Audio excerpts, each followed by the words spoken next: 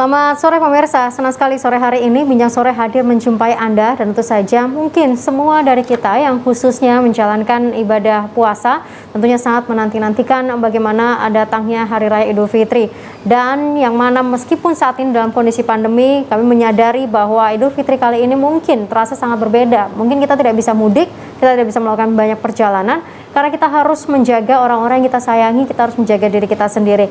Namun yang menjadi pertanyaan, benarkah memang kita tidak bisa mudik? Atau bagaimana sebenarnya kondisi pandemi khususnya pasca Lebaran di tahun 2021 ini?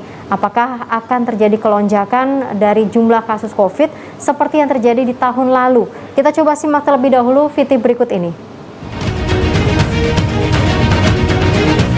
Pemirsa, pemerintah mulai mempertegas aturan larangan mudik saat mendekati hari H Lebaran. Wilayah aglomerasi yang sebelumnya dipersepsikan boleh dilakukan mudik, kini dengan tegas dilarang. Istilah aglomerasi dikaitkan dengan mudik lokal yang dianggap sebagai pengecualian masa larangan mudik yang disampaikan pemerintah. Wilayah aglomerasi tidak diizinkan melakukan mudik karena mudik akan menyebabkan interaksi fisik yang berpotensi menularkan penyebaran virus COVID-19. Apalagi saat ini sudah ada 4 mutasi virus COVID-19 baru yang masuk Indonesia. Di antaranya B117 dari Inggris, B1351 asal Afrika Selatan, B1 dari Brasil, dan B1617 asal India. Untuk mengantisipasi penyebaran mutasi virus COVID baru ini, pemerintah tegas menegakkan aturan larangan mudik, baik mudik lintas wilayah maupun mudik lokal. Sejak larangan mudik diberlakukan tanggal 6 Mei 2021, sudah ada ribuan kendaraan yang hendak masuk Jawa Timur dipaksa putar balik. Pemerintah Provinsi Jawa Timur tidak ingin peningkatan kasus COVID-19 pasca Lebaran tahun 2020 lalu terulang. Saat itu 2 pekan setelah Lebaran 2020, kasus positif COVID-19 di Jawa Timur bertambah 2.298 orang hanya dalam waktu 2 minggu. Saat ini jumlah kasus positif COVID di Jawa Timur sudah mencapai 149.671 orang dengan angka kematian mencapai 10.861 orang atau sebanyak 7% lebih. 27 daerah di Jatim masih masuk zona orange dan 11 daerah zona kuning. Rata-rata kasus baru COVID-19 di Jawa Timur masih mencapai 225 orang per harinya.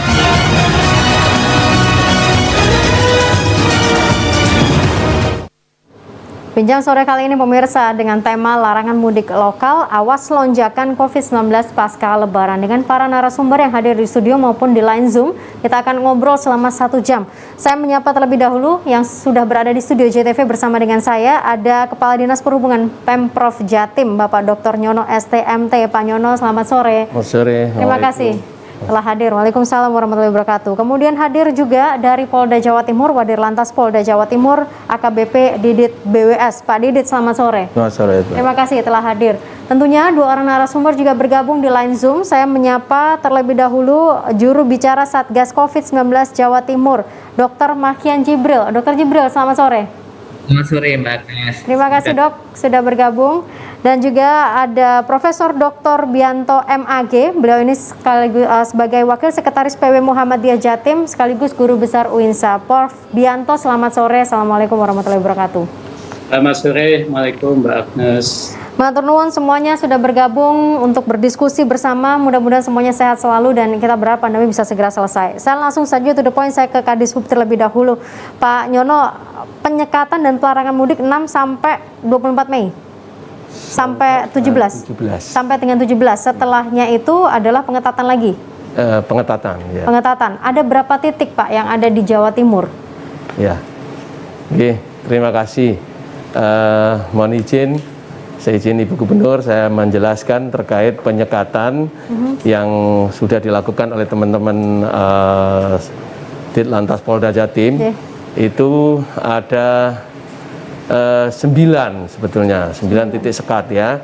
Ya, itu ada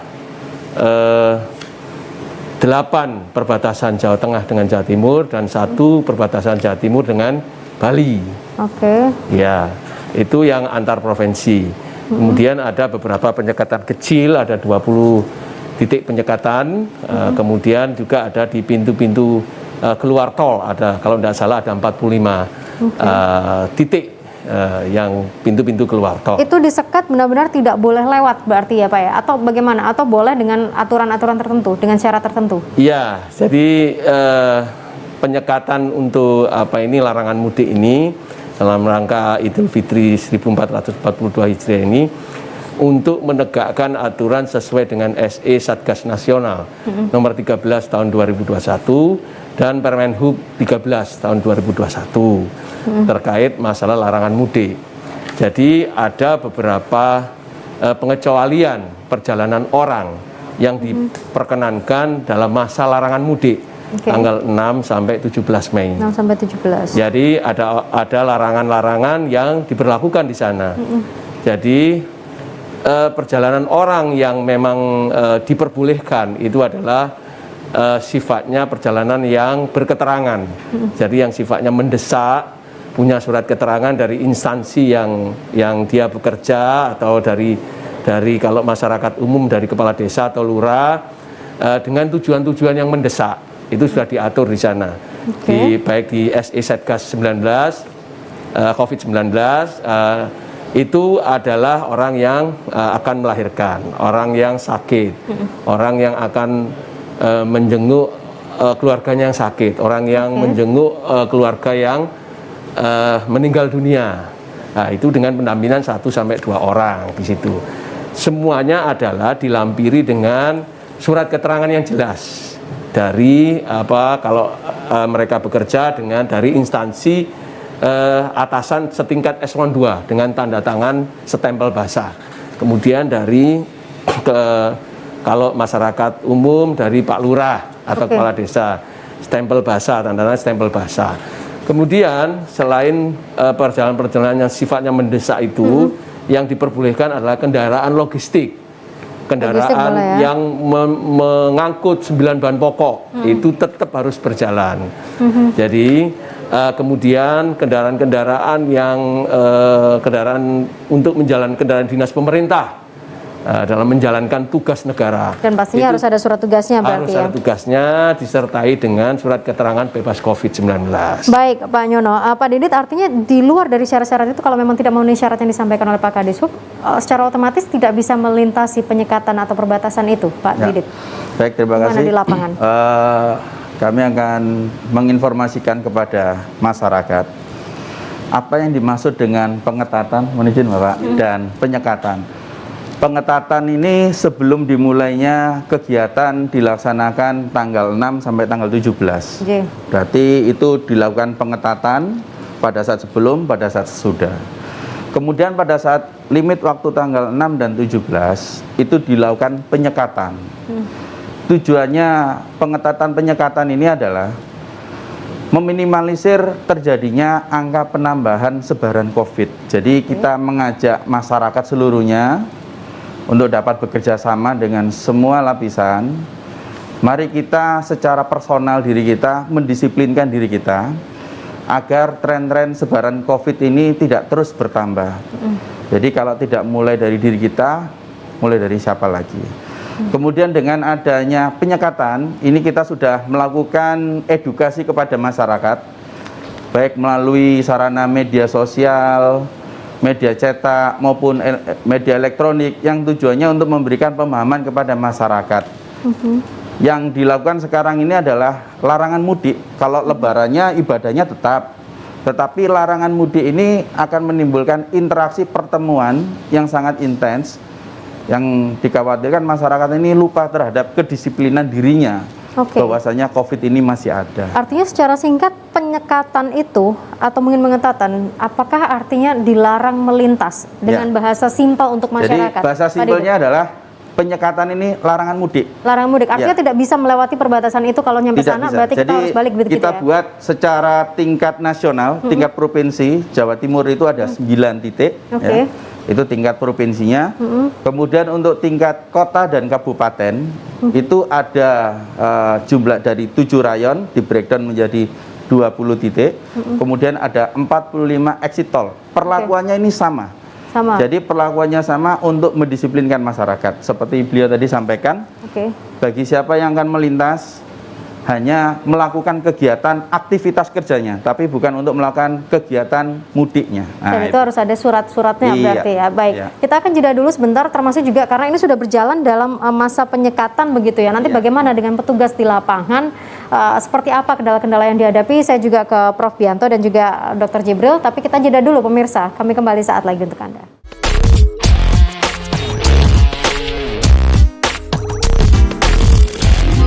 Tidak membuang waktu, saya coba langsung ke Prof. Bianto. Bagaimana dukungan support dari teman-teman PP Muhammadiyah Jatim ataupun juga himbauan terkait dengan momen Lebaran di tahun ini, Prof. Bianto? Ya, baik. Terima kasih Mbak Agnes, Pak Kadishub, Pak Wadir Dirlantas, dan Mas Jibril dari tim gugus COVID-19 ya. Pertama, Muhammadiyah tentu punya kepentingan yang besar terkait dengan bagaimana kita bisa menerjemahkan aturan-aturan termasuk terkait dengan larangan mudik ya jelang Idul Fitri ini. Dan bagi kami yang penting adalah kita support petugas kita di lapangan sehingga benar-benar bisa menjalankan aturan main itu dengan firm ya, dengan kuat ya, tidak lagi kemudian ada kelonggaran-kelonggaran. Jadi jangan kasih longgar, mari kita terapkan aturan ini dengan baik. Karena semua ini kita harapkan sebagai bagian dari ikhtiar kita untuk menjaga diri, keluarga, dan orang-orang yang kita cintai supaya tidak terkena COVID-19 ini.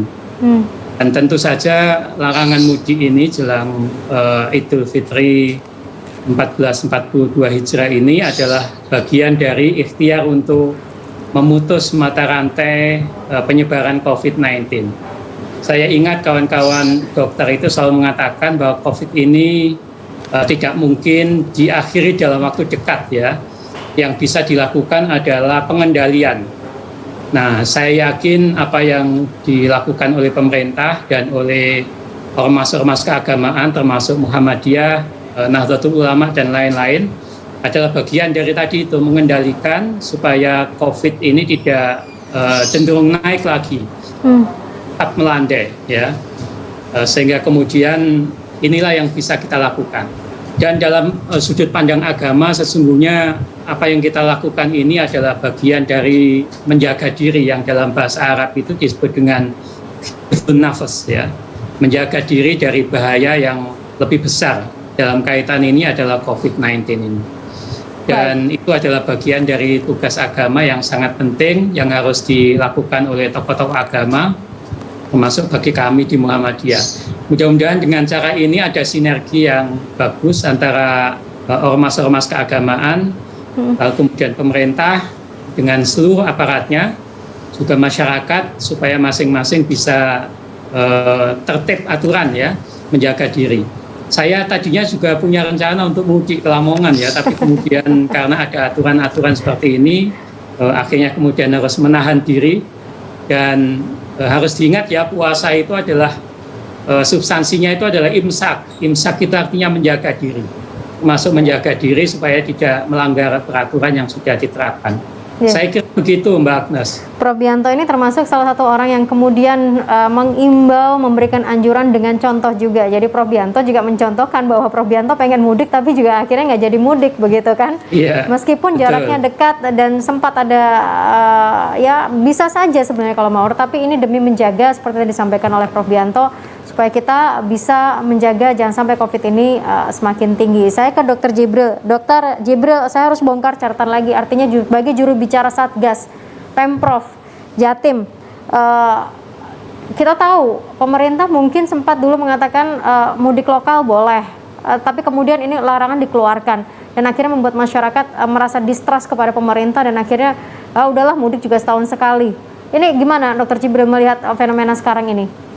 Ya, baik. Sebelumnya mau izin Pak Kadishub, Pak Nyono, Pak Wadilantas, Pak Didit, Prof. Bianto, dan Mbak Agnes. Jadi memang prinsipnya ini kan sebenarnya kan filosofi kenapa mudik ini dilarang, itu sebenarnya kan untuk melindungi orang-orang tua. Karena kita tahu sendiri berdasarkan data di Jawa Timur saja mortalitas atau tingkat kematian itu dari COVID itu 60% adalah orang-orang lansia. Dan rata-rata mudik ini pasti hampir 80-90% kita akan kontak dengan orang tua. Nah, sehingga itulah yang meningkatkan resiko. Belum lagi orang-orang ini setelah dari satu tempat ke tempat yang lainnya, sehingga penyebaran COVID ini akan jadi sangat cepat sekali. Berdasarkan pengalaman tahun-tahun sebelumnya, ketika ada peningkatan mobilitas atau ketika ada pasca Idul Fitri, kasus COVID di Jawa Timur tuh naik sampai 100-150%. Bahkan dulu bulan Juli di Jawa Timur tuh sempat menjadi kasus COVID tertinggi di Indonesia waktu itu. Nah, belajar dari situ kita mempertimbangkan juga bahwa mudik ini harus benar-benar dikendalikan. Kalau tidak dikendalikan, maka akan terjadi resiko pembludakan, bahkan rumah sakit penuh seperti yang dulu-dulu sudah pernah kita alami. Artinya begini, Dr. Jibril, sebagai orang yang berada di dalam lingkaran tim Satgas, kenapa memang tidak dari awal bahwa mudik itu secara tegas dilarang, tetapi kemudian menggunakan istilah mudik lokal yang ada wilayah-wilayah aglomerasi, ini yang kemudian membuat masyarakat, oh boleh mudik lokal, tapi kemudian larangan itu dimunculkan, oh ada penyekatan, oh ada pembatasan, ada pengetatan, yang kemudian masyarakat juga akhirnya jadi bingung.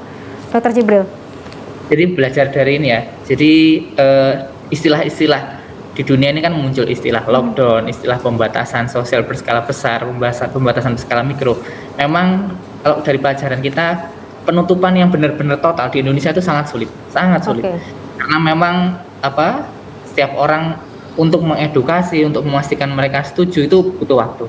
Tapi kalau misalnya secara gradual, misalnya seperti dulu ya, kita awal dengan caranya PSBB terlebih dahulu, habis itu jadi PPKM mikro dan sebagainya, dengan cara gradual itu jauh lebih bisa diterima seperti itu, Mbak. Memang salah satu resiko yang kita hadapi pasti kok sepertinya berubah-berubah, tidak, karena sebenarnya ini adalah cara mengadaptasi masyarakat dengan lebih cepat seperti itu, Pak. Oke, terima kasih Dr. Jibril. Saya ke Pak Kadisub dan juga Pak Wadir Lantas. Berapa banyak pelanggaran secara langsung to the point yang sudah didata oleh teman-teman Disub atau juga dari Polda di lapangan? Baik, saya dulu. Monggo. Mohon izin, Mbak. Kalau yang kami jelaskan di sini, untuk penyekatan yang sudah ada di tingkat provinsi yang sudah kita putar balikan ya, Mbak. Putar balik, oke. Yang sudah kita balikan untuk roda 2 kurang lebih ada 2.500 sampai tanggal hari ini. Oke. Kemudian untuk mobil sendiri kurang lebih 3.500. Kemudian ada bus yang kita putar balikan kurang lebih 300. Kemudian mobil barang ransus yang tidak memiliki kelengkapan terkait dengan surat keterangan keluar masuk wilayah tersebut. Oke, berarti petugas di lapangan saklek betul ya dengan aturan-aturan atau selama operasi ketupat ini, begitu ya Pak Didit ya. Pak Kadisub, ada data mungkin yang bisa dibongkar dari Disub? Iya, hampir sama dengan Pak Bibit data, karena ini kita bersinergi di lapangan antara teman-teman Polri dan TNI, kemudian dengan Disub di lapangan hampir sama, Pak, datanya. Cuma memang kita strict di lapangan, kalau memang tidak bersurat, tidak berketerangan sesuai dengan SE Satgas Nasional, itu kemudian tidak membawa bukti tes negatif COVID, itu pasti akan kita kembalikan. Kemudian akan kita putar balik, teman-teman Polri yang melakukan putar balik ke asal daripada perjalanan. Kemudian yang harus kita sikapi, ada beberapa dari kendaraan-kendaraan yang memang seperti tahun lalu, sekarang ini kendaraan barang diperbolehkan, karena itu sifatnya untuk ekonomi, untuk logistik. Tapi kita perlu waspadai, ini ada ditumpangi. Ada yang masuk di sana, Pak, supaya bisa lewat ya. Kendaraan-kendaraan barang itu mengangkut beberapa penumpang yang tujuannya memang untuk mudik dan tidak membawa surat keterangan sama sekali. Dan ini juga kita tindak gitu di lapangan. Berarti penindakannya apa? Putar balik saja begitu ya di lapangan ya? Tidak ada sanksi-sanksi administrasi atau sanksi apapun lainnya ya di lapangan? Tidak, kita kendaraan itu akan kita putar balik karena tidak bisa memasuki wilayah Jawa Timur. Gitu. Oke, ini rata-rata di jalur-jalur besar atau mungkin yang di tol tadi, apakah termasuk di jalur-jalur istilahnya jalan-jalan tikus begitu? Jadi untuk kegiatan ini ada akses jalan arteri, kemudian ada akses tol, kemudian ada lagi akses jalan tingkat kota maupun kabupaten, Mbak. Yang tujuannya itu tadi, untuk mengajak semua lapisan untuk mendisiplinkan diri, untuk mengendalikan diri. Jangan lupa, COVID ini masih ada. Nah, ini tentunya perlunya kolaborasi, komunikasi, dan koordinasi semua lapisan. Jadi mudah-mudahan ya Pak ya, trennya angka sebaran COVID di Jawa Timur ini trennya turun, kemudian masyarakat lebih masif lagi mendisiplinkan dirinya. Mudah-mudahan harapan bersama seperti itu. Kita jeda dulu pemirsa, Bincang Sore kembali saat lagi untuk Anda.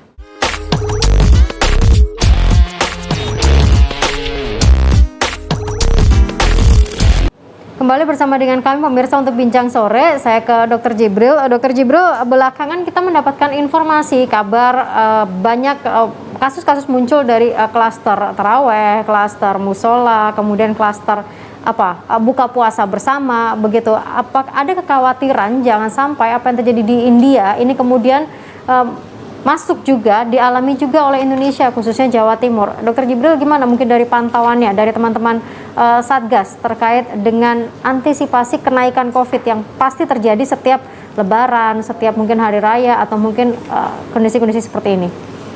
Ya, baik Mbak Agnes. Jadi memang sebenarnya Pak Kadisub ini sudah sangat bekerja luar biasa sekali ya, karena tiap hari itu menghandle ratusan dari PMI yang masuk dari luar negeri ke Jawa Timur. Per kemarin itu sudah ada sekitar 7.500-an lebih dari PMI yang sudah dihandle dari tim kolaborasi dari gugus tugas maupun dari Dishub, Dinas Kesehatan, Kodam Brawijaya, Polda, dan seluruh stakeholder yang terkait. Dari 7.500 itu setiap hari kita isolasi di asrama haji sekitar 2 hari. Dan kita temukan per kemarin ada 69 kasus positif. Dari kasus positif tersebut, otomatis ini kan yang resiko sangat tinggi ada mutasi, karena rata-rata mereka dari luar negeri. Mereka kita isolasi dan yang CT value-nya di bawah 25 langsung dilakukan sequencing. Alhamdulillah sampai sekarang masih belum ada laporan mutasi, tapi kemarin sempat kita dapatkan memang dari Dinas Kesehatan mendapatkan satu varian B117 di Mojokerto yang diduga memang varian virus. Tapi alhamdulillah itu sudah bisa diatasi, diisolasi, dan pasiennya sudah sembuh seperti itu. Dan dari rumah sakit juga sudah kita siapkan. Rumah sakit sekarang untuk okupansi, untuk isolasi biasa sudah turun sekali, sudah tinggal 29%. Untuk ICU terisi 45%. Jadi kita sudah siap-siap kalau memang nanti terjadi kenaikan kasus, kita dari Vaskes siap. Tapi sekali lagi kan yang paling bagus kan pencegahan. Jadi apa yang telah dilakukan selama ini dengan penyekatan, dengan testing, dan dengan screening, ini akan diharapkan mampu menekan kenaikan kasus COVID-19 di Jawa Timur, Mbak Sis. Artinya sampai sejauh ini kekhawatiran itu masih bisa ditepis ya dengan kondisi pengendalian yang ada di Jawa Timur, begitu Dr. Jibril? Benar, tapi memang kita juga tidak menampik ya, memang ada klaster-klaster seperti yang disebutkan tadi, seperti yang Banyuwangi, klaster dari taraweh, terus habis dari perkumpulan ke perkumpulan buber maupun klaster-klaster keluarga biasanya yang sering dari akhir-akhir ini juga harus kita tekan, karena memang yang paling susah, karena protokol kesehatan itu paling susah ketika kita harus ada makan bareng seperti itu, apalagi tempatnya tertutup seperti itu, Mbak. Baik. Kalau anggota yang diterjunkan gimana dari teman-teman Dishub dan juga dari teman-teman Polri? Dari Dishub seberapa banyak anggota yang diterjunkan? Ya, kalau dari kami dari unsur perhubungan hampir ada 4.000 personil ya di seluruh Jawa Timur ya. Termasuk dari Dinas Perhubungan hampir 1.000 personil. Di semua masing-masing UPT kami bekerja untuk membantu teman-teman Polri dan TNI di titik-titik penyekatan. Itu sudah kita kerahkan untuk membantu di titik-titik tersebut, termasuk di jalan-jalan tikus. Nah, ini yang kita waspadai, itu adalah pemudik yang lolos lewat jalan-jalan tikus. Nah, ini nanti akan menjadi sangat penting teman-teman dari PPKM Mikro yang ada di di tingkat RT RW, di tingkat desa, ketika ini lolos dari penyekatan teman-teman kita, itu harus tim PPKM Mikro harus bekerja untuk mengidentifikasi para pemudik ini yang lolos dari titik-titik sekat itu, karena kita tidak bisa dengan dengan begitu sempurna menghalau ini, karena pasti tetap ada yang lolos begitu ya. Yang lolos itu menjadi tugas dari tim PPKM Mikro untuk melakukan karantina 5 kali 24 jam. Karena sesuai dengan SE 17 gugus Satgas gugus nasional itu, kalau melakukan perjalanan pemudik yang lolos di masa larangan mudik 6 sampai 17 Mei itu harus dikarantina 5 kali 24 jam. Tapi sekali lagi memang tidak ada sanksi apapun ya Pak ya? Artinya kalau memang sampai ketangkap di penyekatan berarti putar balik, kalau lolos ya ini adalah karantina begitu. Betul. Iya. Tidak ada sanksi-sanksi yang kemudian membuat orang lebih baik jangan deh daripada saya kena sanksi gitu, nggak ada berarti ya Pak ya? Saya pikir karantina sudah cukup melelahkan ya. Baik, saya ke Prof Bianto. Prof Bianto, dengan ada banyaknya kendaraan yang harus diputar balik ini menjadi bukti bahwa masyarakat dalam tanda kutip masih ngeyel, coba-coba. Siapa tahu saya berhasil nyampe ke kampung halaman. Gimana Prof Bianto untuk bisa menyampaikan atau mengimbau masyarakat untuk bisa mendengarkan arahan dan larangan ini? Ya, memang itulah masyarakat kita ya. Sesungguhnya kita ini di tahun kedua pandemi ini jauh lebih siap tadi. Seperti yang kita bincangkan tadi, beda dengan tahun yang pertama yang lalu ya, kita masih gagap gugup menghadapi pandemi. Akhirnya kemudian semua dalam istilah kerennya itu lockdown waktu itu, masih dan lain-lain kan lockdown. Nah, tahun kedua pandemi ini kita agak longgar sesungguhnya. Masjid sudah mulai buka ya, kemudian Jumat juga bisa dilakukan, sholat Id bisa dilakukan. Nah, harapannya masyarakat kita tidak lagi stres gitu ya, ada yang bisa dilakukan. Nah, khusus untuk mudik ini memang masyarakat harus benar-benar memahami ya, menyadari bahwa larangan ini semata-mata untuk mengendalikan supaya COVID-19 ini tidak ambyar ya. Ini kan istilah yang khas JTV saya kira ya, ambyar ini. Ambyar. Yang lalu ya, tahun lalu itu kan pasca lebaran itu benar-benar ambyar, naik luar biasa. Nah, tahun ini supaya tidak lagi ambyar, maka marilah kita benar-benar taat terhadap larangan mudik ini, baik lokal maupun yang lain tadi yang sudah kita bincangkan itu, dengan harapan tadi supaya kita bisa ikut memutus mata rantai penyebaran COVID ini. Dan lebih dari itu, kita sesungguhnya juga ingin mengajari kepada masyarakat supaya memahami pentingnya arti menjaga diri. Kalau kita sehat, maka bukan hanya kita yang sehat, tapi keluarga kita juga akan sehat.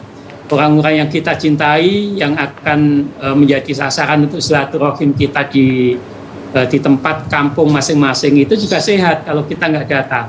Coba bayangkan kalau kita datang bawa virus itu lalu mereka tertular, wah itu akan menjadi luar biasa itu ya. Dan itulah karena itu maka menjadi penting memahami aturan, dan saya yakin ini bagian dari ajaran agama seperti tadi yang saya sampaikan itu ya, menjaga diri. Ini Prof Bianto, mohon maaf kalau saya potong. Ya. Artinya begini, karena tradisi mudik itu boleh dikatakan tahun lalu kita sudah kehilangan momen itu begitu kan, dan tradisi mudik ini sudah menjadi tradisi yang terus berulang setiap kali momen lebaran. Seolah silaturahmi ini menjadi sesuatu hal yang sangat-sangat penting untuk umat muslim ketika merayakan Hari Raya Idul Fitri. Bagaimana supaya umat ini tidak merasa kehilangan momen silaturahmi lagi-lagi karena pandemi. Tahun lalu sudah, jangan sampai tahun ini kita kehilangan lagi. Ini yang kemudian terus disuarakan oleh masyarakat, Prof. Ya, memang betul. Tetapi kan ada ada media sosial yang bisa kita pakai ya. Yang bisa kita pakai untuk bersilaturahim jarak jauh, teleconference atau lewat daring, lewat virtual, dan saya kira dengan itu rasanya sangat cukup. Memang ada yang hilang ya, karena pertemuan fisik itu tidak bisa tergantikan oleh pertemuan virtual ya. Tetapi kan ini situasi darurat yang semua harus paham, ini penting untuk menjaga diri, menjaga keluarga supaya tidak terkena bahaya yang lebih besar tadi itu. Nah, karena itu harus dipahami, kalau kita ingin menyegerakan supaya COVID ini benar-benar tidak ada, maka ya kita harus taat asas ya, taat aturan. Dan bagian dari masyarakat modern itu rasanya salah satu syaratnya ya taat pada peraturan tadi itu. Dan itu perintah agama yang sangat penting. Baik. Kita jeda Ya. dulu sebentar. Saya nanti ke teman-teman dari kepolisian untuk melihat bagaimana penyekatan harus lebih strict lagi karena memang ini sudah masuk ke dalam jelang Hari Raya Idul Fitri. Kami kembali saat lagi pemirsa.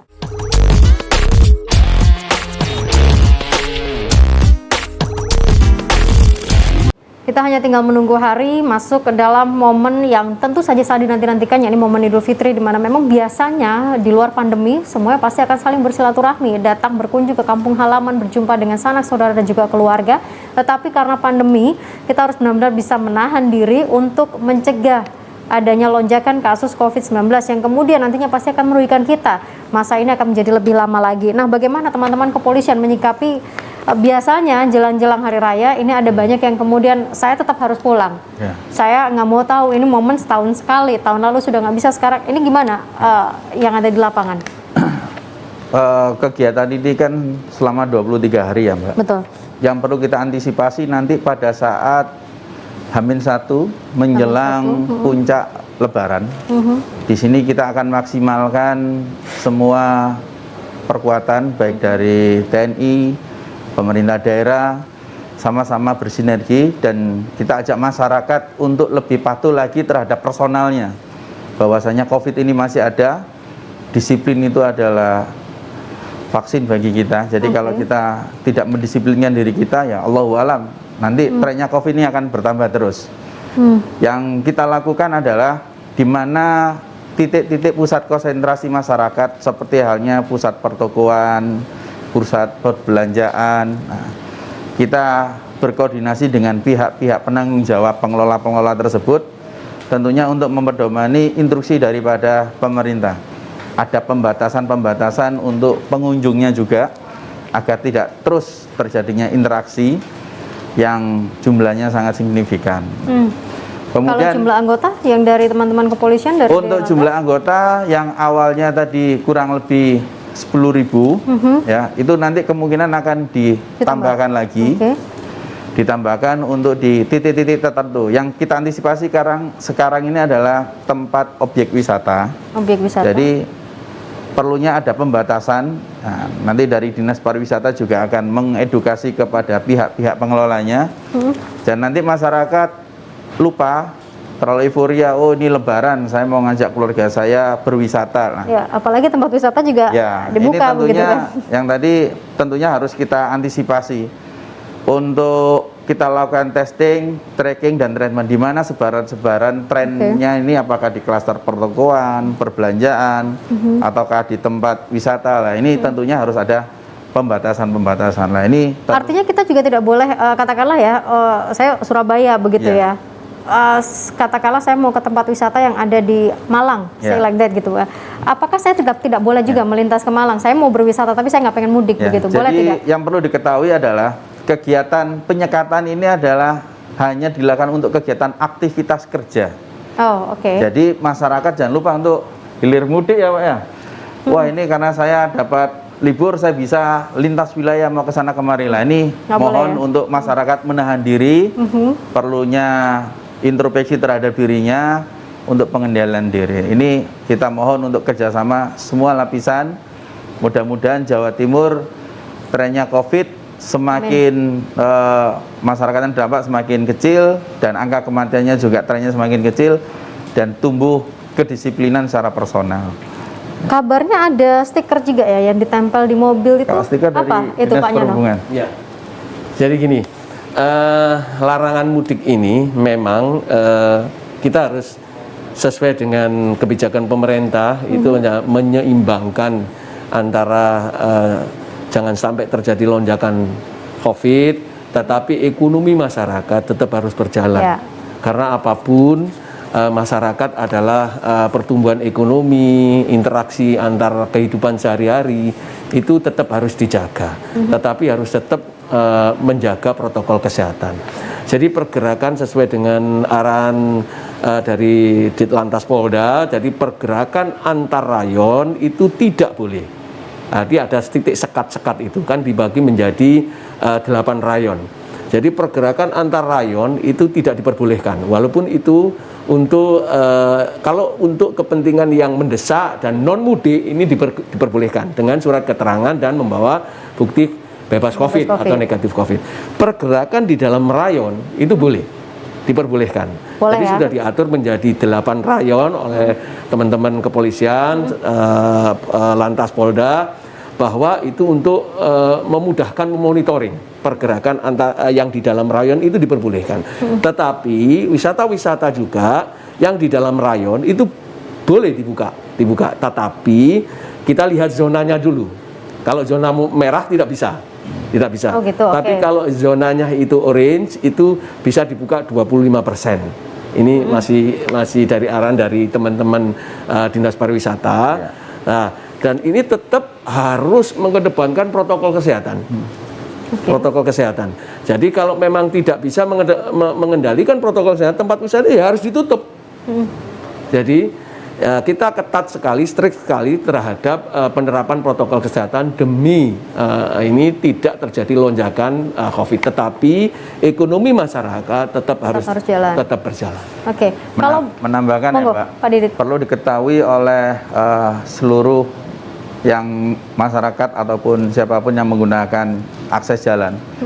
Di titik penyekatan tingkat provinsi, kota, kabupaten sudah disiapkan tim kesehatan. Jadi nanti apabila ditemukan masyarakat dalam kondisi tertentu suhu badannya tinggi, sesuai dengan penilaian daripada tim kesehatan, maka nanti akan dilakukan karantina.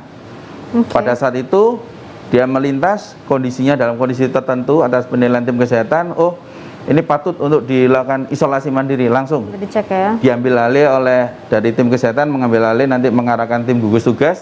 Tim gugus tugas nanti akan melakukan isolasi terhadap orang tersebut. Oke, Dr. Jibril, benar demikian terkait dengan pantauan kondisi kesehatan yang ada di lapangan. Artinya apakah sekarang hanya dengan suhu tubuh saja kita kemudian bisa mendeteksi oh ini sepertinya memang berbahaya. Kita tetap mewaspadai yang OTG. Ini gimana, Dr. Jibril? Iya, benar. Memang apa yang sudah dilakukan dari rekan-rekan dari Polda Jawa Timur, memang screening yang paling cepat itu kan memang dari suhu ya.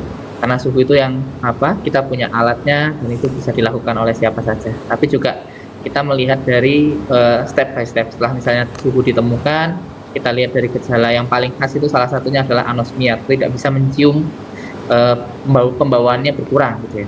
Dari situ biasanya yang paling sering, biasanya klaster-klaster besar yang juga kita temukan rata-rata 70-80% itu penciumannya terganggu. Nah setelah itu memang amannya seperti yang disebutkan tadi di karantina. Sambil karantina, apabila ada akses untuk testing, segera dilakukan testing sehingga nanti ketika memang minimal antigen, karena antigen itu kan spesifitasnya terhadap kasus positif itu bisa sampai 99%. Jadi kalau hasil antigen positif, hasil rapid antigen positif, biasanya 99% PCR-nya juga akan positif seperti itu. Jadi akan sangat efektif untuk dilakukan screening seperti itu, Mbak Sandra. Oke, ngomong-ngomong, bus itu masih beroperasi ya, Pak Nyono?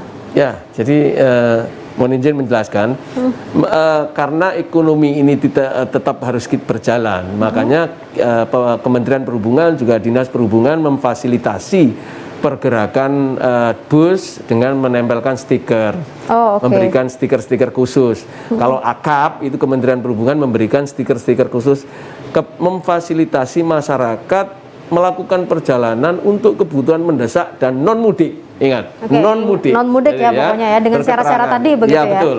Jadi untuk yang bis antar kota, antar provinsi itu dikeluarkan oleh Kementerian Perhubungan. Kemudian yang antar kota dalam provinsi itu dikeluarkan oleh Disu Provinsi.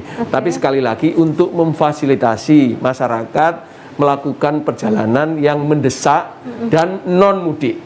Nah ini karena kan tidak difasilitasi kita keliru nanti karena mendesak dan non-mudik ya. Dari banyak masyarakat juga yang untuk bekerja yang jelas, memang punya keterangan, surat keterangan yang jelas, punya hasil COVID yang negatif, dan ini harus kita fasilitasi. Gitu. Baik, ini yang mungkin harus terus disosialisasikan ya ke masyarakat mendesak dan non mudik karena kadang-kadang dia mencoba memanfaatkan kondisi mendesak dan non mudik itu untuk bisa tetap mudik. Saya nanti ke Prof Bianto, tapi kita jeda dulu pemirsa, Bincang Sore kembali saat lagi untuk Anda.